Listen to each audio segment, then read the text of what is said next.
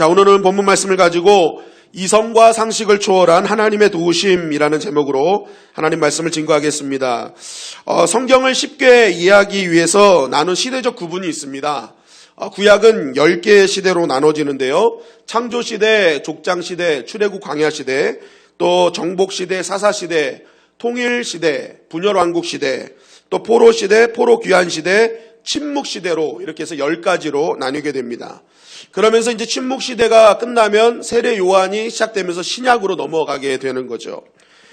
침묵시대는 세례 요한의 등장까지 약 400년 동안의 시간이 침묵시대입니다. 그러니까 하나님께서 이때 침묵하셨다라고 해가지고 침묵시대고요. 세례 요한이 등장하면서 하나님 나라의 복음이 증거됐기 때문에 이제 침묵이 그때 그쳤다라고 하는 것이죠. 이 시대를 또 다른 말로는 신구약 중간기라고도 합니다. 신구약 중간기. 신약과 구약의 중간시대라는 거예요. 자, 그러면 침묵시대라고 우리가 이름을 붙였지만 그럼 침묵시대는 진짜 하나님이 침묵하시고 아무것도 안 하는 시대였는가? 하나님 그냥 가만히 우리 믿는 자들을 그냥 가만히 보고만 계셨던 시대였는가?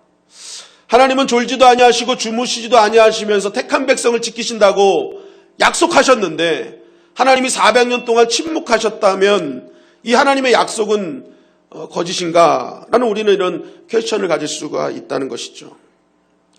여러분, 우리가 기억해야 될 것은 하나님은 우리 인간이 침묵시대라고 했지만 하나님은 침묵하지 않으셨다는 거예요. 하나님은 이 400년 동안 어떤 일을 하셨느냐? 하나님의 나라와 교회와 백성들이요, 이 신약시대를 시작하면서 이 하나님의 복음과 교회를 지키시기 위해서 하나님의 방법으로 하나님의 일을 진행하고 계셨다는 거예요. 하나님은 우리가 생각지도 못한 이성과 상식을 초월하는 방법으로 하나님의 일을 하고 계셨다는 것입니다.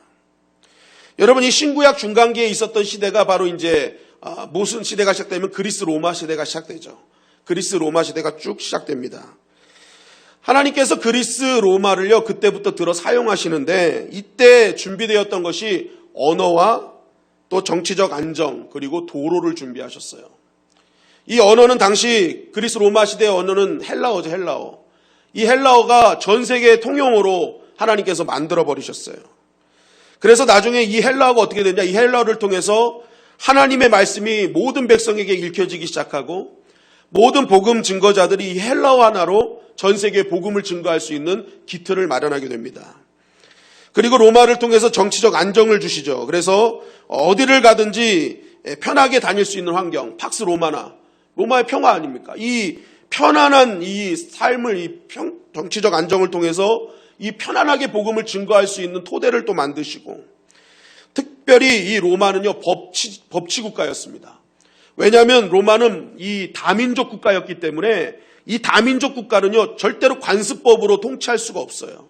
그러니까 강력한 법을 딱 제정해놔야 이 나라의 질서를 유지할 수 있습니다. 그래서 이 로마는요 가장 잘한 것 중에 하나가 법입니다. 법.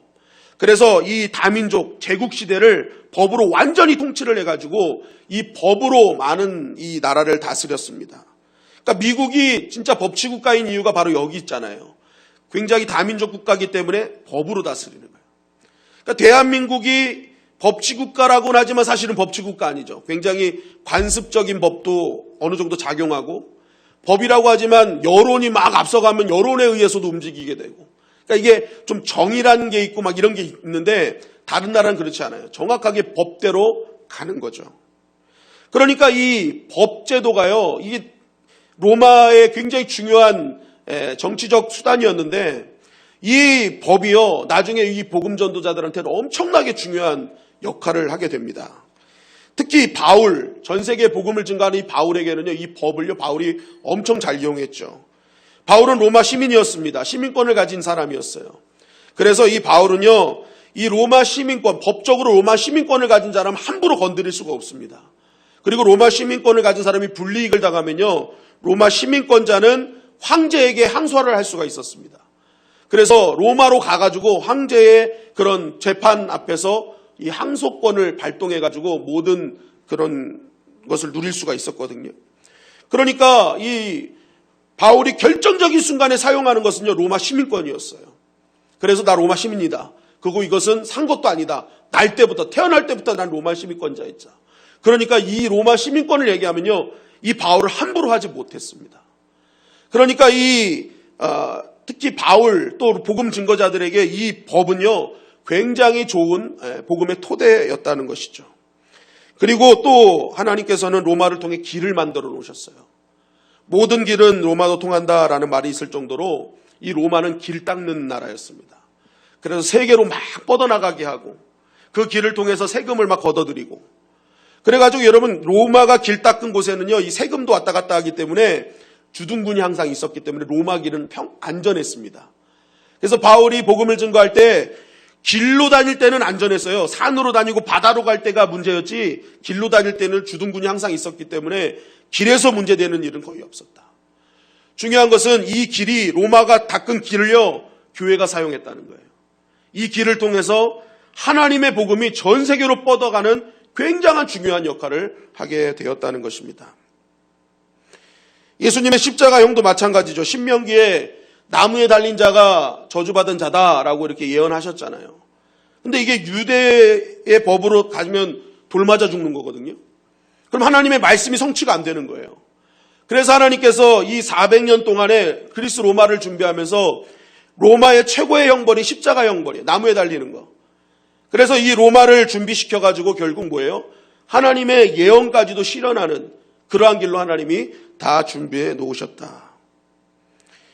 여러분, 이처럼 우리의 인간이 봤을 때는 침묵하신 것 같지만 하나님은 하나님의 방법으로 하나님의 나라를 준비하고 계셨고, 하나님의 그런 교회를 위해서, 하나님의 백성들을 위해서 하나님의 도우심을 미리미리 준비하고 계셨다는 것입니다. 여러분, 우리는 알지 못한 하나님의 도우심이 오늘 우리 삶 가운데 있는 줄 믿습니다. 이번 코로나19 사태에도 너무 어려운 상황인 거예요. 많은 환우들이 발생했고 사망하는 분들이 있게 되고 국가적으로 굉장히 아픈 현실이죠. 더 큰 문제는 경기 침체라는 거죠. 우리 교회 성도님들도 이 부분에 대해서 많이 힘들고 어려운 현실을 지금 받아들이고 있는 상황입니다. 정말 이것이 빨리 회복되어서 이 모든 어려움들이 정말 한순간에 다 해결되기를 늘 기도하고 있습니다. 그런데 감사한 것은 하나 있습니다. 뭐냐면 아까도 말씀드렸지만 신천지라는 이 세력, 이 이단 사역자들이, 신천지는요, 돌연변이라고 합니다. 돌연변이. 여태까지 있지 않았던 정말 돌연변이 같은 아주 사이비 이단 세력이라고 얘기를 하거든요. 정말 비밀 집단이고요. 오늘 뉴스에 보니까 그런 게 나오더라고요. 난 이만희를 위해서 죽을 각오가 되어 있다. 그러면서 막 그 가족들이 그 얘기했다고 그러면서 우리 엄마가 신천지에 있는데 이제 이만희를 위해서 죽을 각오했다고 하면서 너무 안타깝다고 지금 빨리 이거를 좀 알려달라는 그런 제보들이 막 신문에 이제 올라오는 걸 보게 됩니다.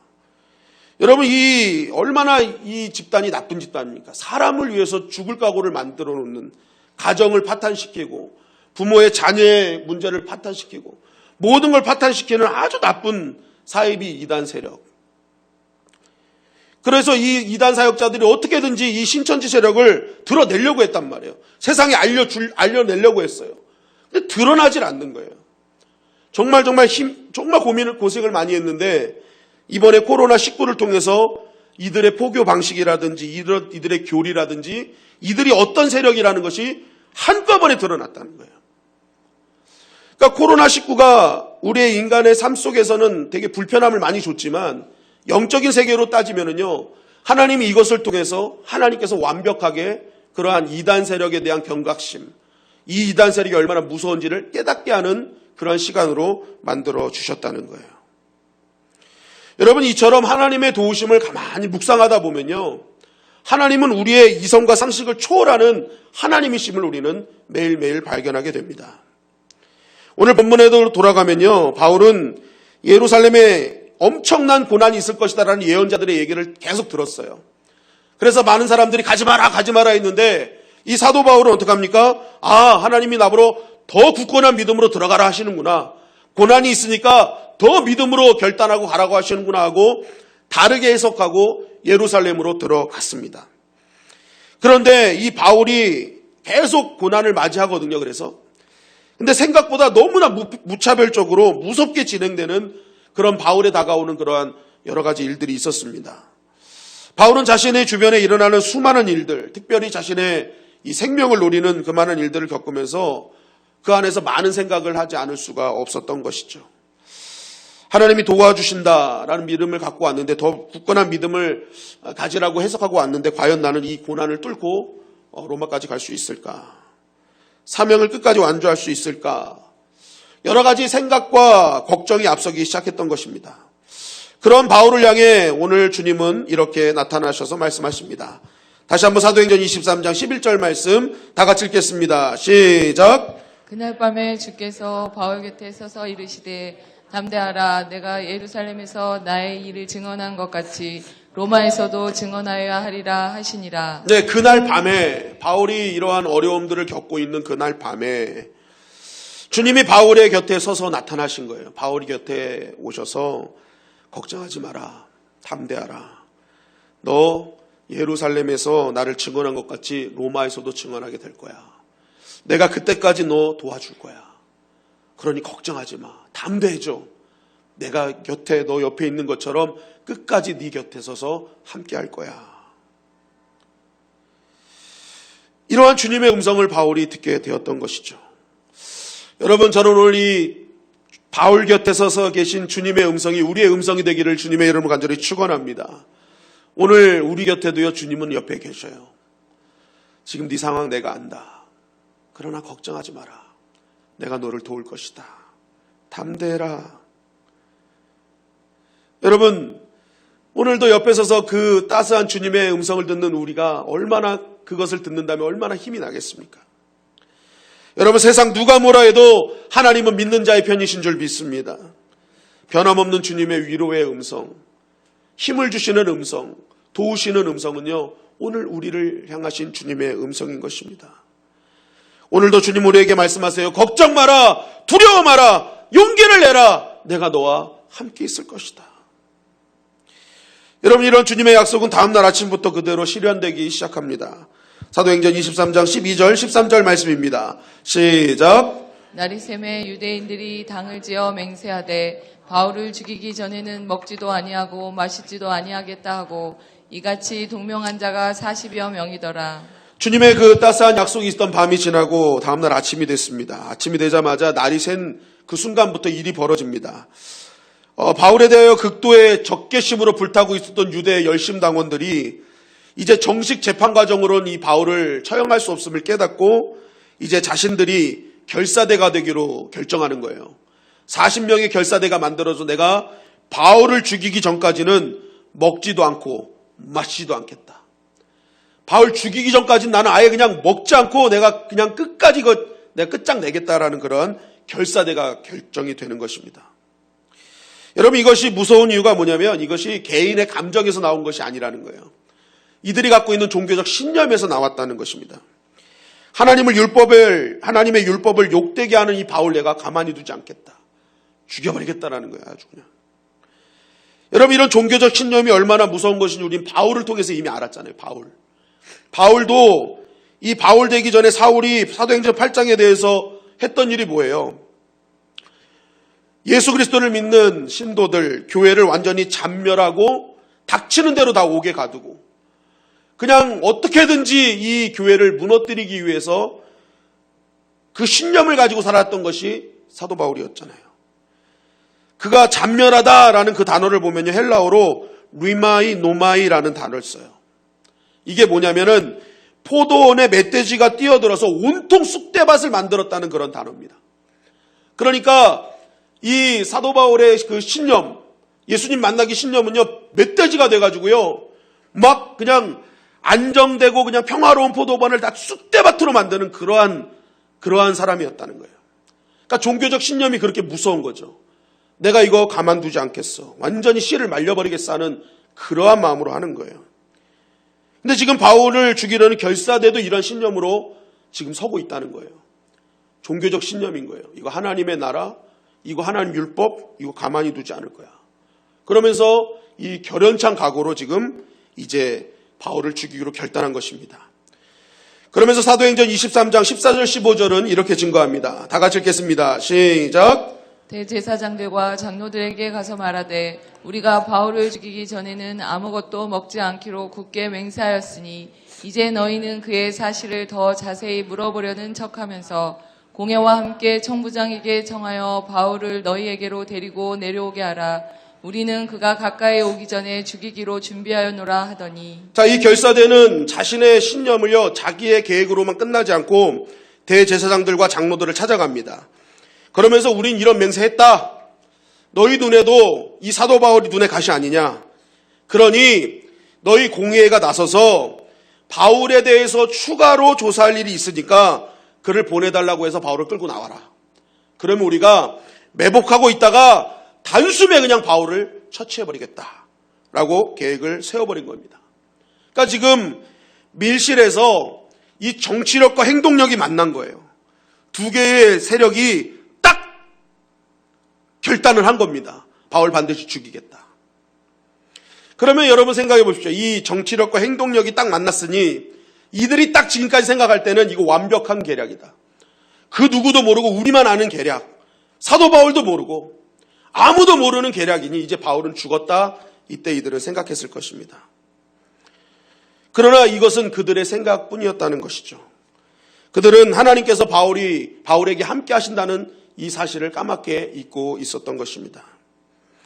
하나님께서 이러한 계획을 하시고 바울을 살리시기 위한 도우심의 계획을 또 하나님은 하나님의 방법으로 이루어가기 시작하십니다. 사도행전 23장 16절 말씀입니다. 시작. 바울의 생질이 그들이 매복하여 있다함을 듣고 와서 영내에 들어가 바울에게 알린지라. 자, 여기서 바울의 생질은 조카를 의미하는데 성경에서 바울의 가족을, 바울의 어떤 식구들을 등장하는 경우는 여기가 딱 처음입니다. 앞으로도 이 조카는 등장하지 않아요. 여기에 딱 등장해요. 여기 딱 등장했는데 이 조카가요, 어떻게 됐는지 이 소식을 들었다는 거예요. 바울을 죽이려는 소식을 들었대요. 이 바울의 조카가 어떤 사람인지 성경에서는 한 번도 얘기해 주지 않아요. 어떤 직업을 갖고 어떤 상황에 있고 이런 거 안 가르쳐 줘요. 여러분, 이게 한 대본으로, 어떤 드라마의 대본으로 따지면요, 조카는요, 카메오 출연입니다. 카메오. 여기만 잠깐 출연하는 진짜 카메오예요. 여러분, 그러면 적어도 이렇게 큰 일을 하는 거거든요. 조카가 삼촌을 탈옥시키는 건 아니, 지켜주는 거거든요. 그러면 좋은 대본이면요, 이런 카메오가 등장할 때 먼저 복선을 좀 깝니다. 이렇게 도움을 주는 사람들은 복선을 깔아요. 이 카메오가 어떤 정치적 힘을 갖고 있든지 금전적 힘을 갖고 있든지 하여튼 큰 힘을 갖고 있다는 그런 복선을 쭉 깔아놓고 이 사람이 딱 등장했을 때 사람들 머리로 하여금 저 사람이 나중에 어떤 결정적인 일을 하겠구나 하는 그러한 복선을 많이 깔아놓는 게 좋은 드라마죠.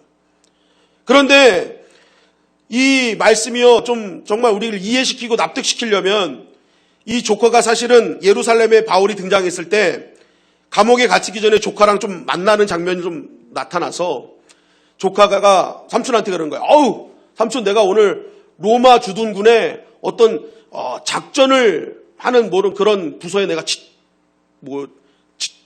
취직을 했어요. 나 이제 좀 일이 잘 풀릴 것 같아요. 이런 것 좀 깔아놓으면은 이 조카가 이런 일을 했기 때문에 이렇게 됐구나라고 우리는 생각할 수 있을 것인데 조카에 대한 어떤 일도 나오질 않는단 말이에요. 그러니까 이게 굉장히 좀 막장 드라마 대본이에요. 막장 드라마 대본 같은 거예요. 그런데 이런 조카가 밀실에서 했던 이 계획을 알게 됐다는 거예요. 어떻게 알게 됐는지는 모르겠어요. 그런데 이 조카가 그렇게 한다고 우리가 좀 이제 이해를 그냥 한다고 쳐요. 그러면은 이 조카가 그냥 뜬금없이 바울에게 찾아와서 삼촌, 이런 일이 있으니까 이거 빨리 해결해야 돼요 라고 얘기를 합니다. 그러니까 이 바울이요, 백부장을 불러요. 백부장 일로 와봐. 지금 이런 계획이 있다고 하니 빨리 이 아이를 천부장에게 데리고 가서 천부장에게 모든 조치를 취하라고 하시오. 딱 그러니까 백부장이 어떤 얘기도 듣지 않아요. 그냥 네, 알겠습니다 하고 이 조카를 그냥 천부장에게 또 데리고 가요. 그러면 천부장은 또 이 조카가 왔는데 이 조카가 하는 얘기를 다 들어요. 그리고 나서 이 얘기를 듣고 난 다음에 이 천부장이요, 어디서 왔는지 이 말이 사실인지 아닌지 따져보지도 않고 이 천부장이요, 어떤 일을 하는지 23절에 보니까 백부장 둘을 불러 이르되 밤 제3시에 가이사라에 갈 보병 200명과 기병 70명과 창병 200명을 준비하라 라는 거예요. 도합 470명을 지금 준비해라 라는 거예요. 470명. 여러분, 천부장은요 1000명의 군사를 동원할 수 있는 장수였죠. 근데 이 바울이 갇힌 당시에 예루살렘 주둔군이요 600명가량이었다고 합니다. 그런데 600명에서 지금 몇 명을 끌어나눈 거예요? 470명. 야, 470명 빨리 데리고 와. 그러니까 예루살렘을 지킬 수 있는 130명 딱 남겨놓고 바울 한 사람을 위해서 470명을 불러버린 거예요. 그리고 사도행전 23장 24절을 보니까 이 바울을요 총독 벨릭스로 보내기로 작정을 해요. 그런데 이 죄인의 말에 백부장도 다 듣고 천부장도 다 듣고 조카의 말까지 다 들은 다음에 이 바울을요 말을 태워 보내기로 작정을 하는 거예요. 여러분, 이 본문 배경이 58년경인데 이때 당시 유대인들이요 계속 엄청난 소란과 반란이 있었던 시대였습니다. 그러니까 예루살렘은 늘 주둔군과 이 유대인들 간의 그런 계속된 그러한 마찰이 있었던 시기인데 천부장은 그런 거에 아랑곳하지 않고 이 바울 한 사람을 그냥 어떻게든지 죄인 한 사람을 살리고자 모든 것을 총동원하는 거예요. 그리고 천부장은 여기서 멈추지 않죠. 직접 친필로 바울의 무죄를 이렇게 밝히기 시작합니다. 그래서 사도행전 23장 25절에 보면 또 이 아래와 같이 편지하여 일렀으되, 그러면서 이 천부장이요 아주 세세하게 이 벨릭사에게 나아갈 편지를 딱 쓰는 거예요. 그 내용은 뭐 정확하게 한 4가지 정도 되는데, 이 사람 유대인한테 죽을 뻔했는데 내가 로마 사람인 걸 알고 내가 구출해냈다. 근데 사실은 로마 사람인 걸 알고 구출해낸 게 아니라 구출해내고 나서 자신이 신문하려고 책찍질하려고 하는데 바울이 내가 로마 시민권인데 너 나 때릴 거야? 이래가지고 깜짝 놀란 거였거든요. 그러니까 사실도 있고 거짓도 있어요. 그런데 먼저 그렇게 쓴 거예요. 이 사람 로마 시민이다. 그리고 내가 이들 유대인들이 이 사람을 왜 괴롭히나 봤더니 이 사람은 로마법에 문제가 없다. 다만 유대인의 율법에 문제가 있을 뿐이다. 그리고 그런 사람을 함부로 해하려고 하기 때문에 내가 그냥 총독에게 보내기로 작정을 했다. 그러니 이 사람 얘기를 좀 들어달라라고 이렇게 자신이 직접 친필을 막 써가지고 이 바울을 총독 벨릭스에게 보내는 일이 벌어지게 되는 것입니다.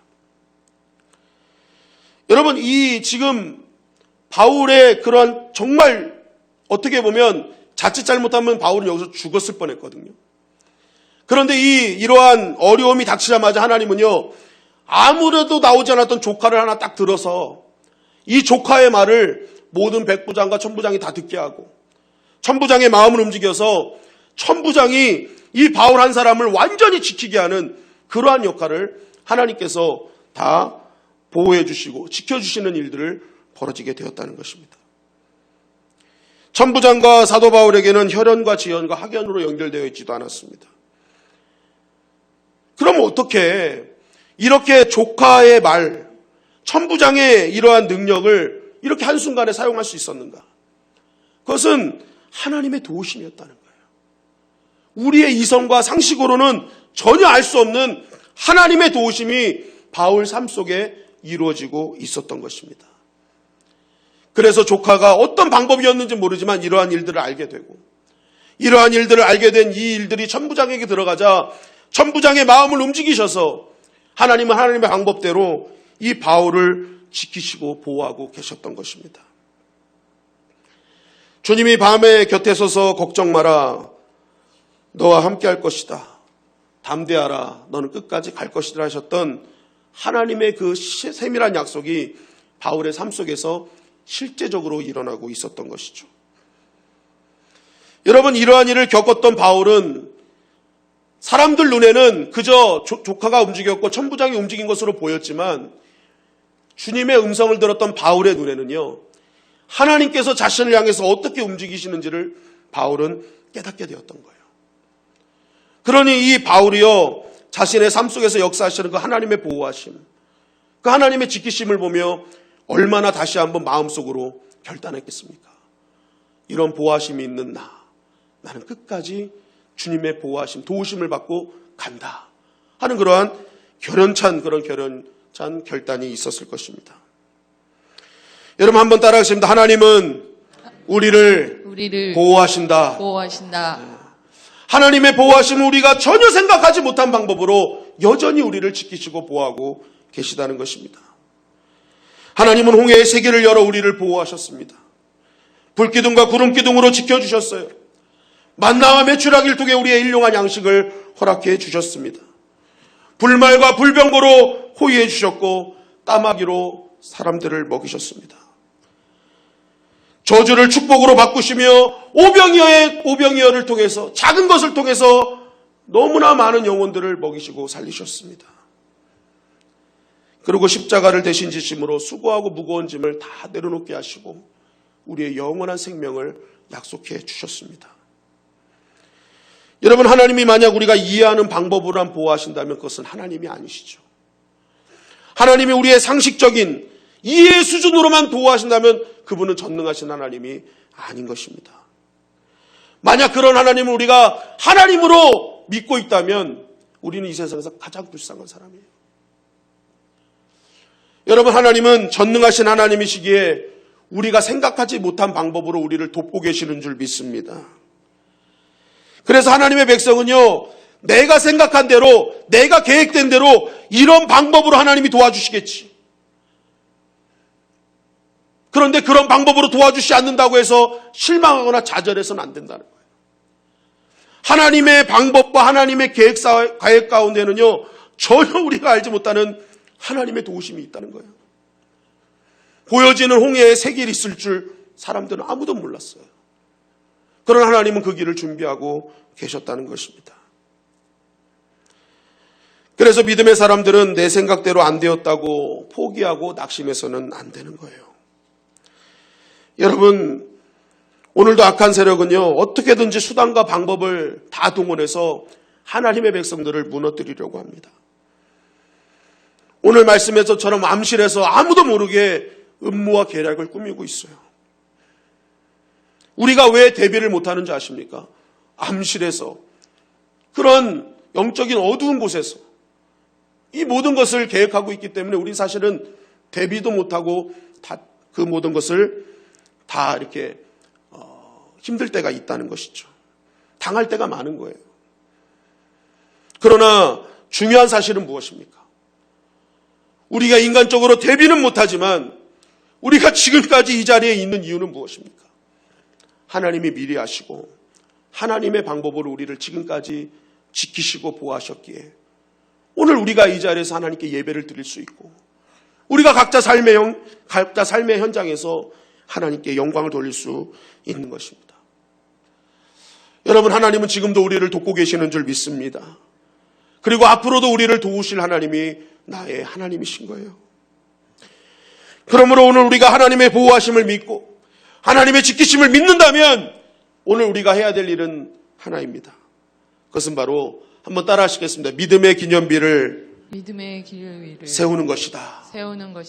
믿음의 기념비를 세우는 거예요. 사무엘상 7장에 보니까 이스라엘 백성들이요, 예배를 드리러 미스바에 다 모였습니다. 그 얘기를 듣고 블레셋 나라가 공격하기로 작정을 하죠. 백성들이 다 모여 있을 때 생각지도 못한 기습작전이 시작되었던 것입니다. 사무엘상 7장 7절 8절 다 같이 한번 읽어보겠습니다. 시작. 이스라엘 자손이 미스바에 모였다 함을 블레셋 사람들이 듣고 그들의 방백들이 이스라엘을 치러 올라온지라. 이스라엘 자손들이 듣고 블레셋 사람들을 두려워하여 이스라엘 자손이 사무엘에게 이르되 당신은 우리를 위하여 우리 하나님 여호와께 쉬지 말고 부르짖어 우리를 블레셋 사람들의 손에서 구원하시게 하소서 하니. 자, 생각지도 못한 그때 블레셋이 기습 공격을 했던 거예요. 백성들은 모두가 두려워했습니다. 그러면서 이 백성들이 사무엘에게 얘기하는 거예요. 이 위기를 위해 기도해 주시오. 이 위기를 위해 기도해 주세요. 사무엘상 7장 9절 10절에 보니까 사무엘이 이 얘기를 듣고 하나님 앞에 간절히 구하기 시작합니다.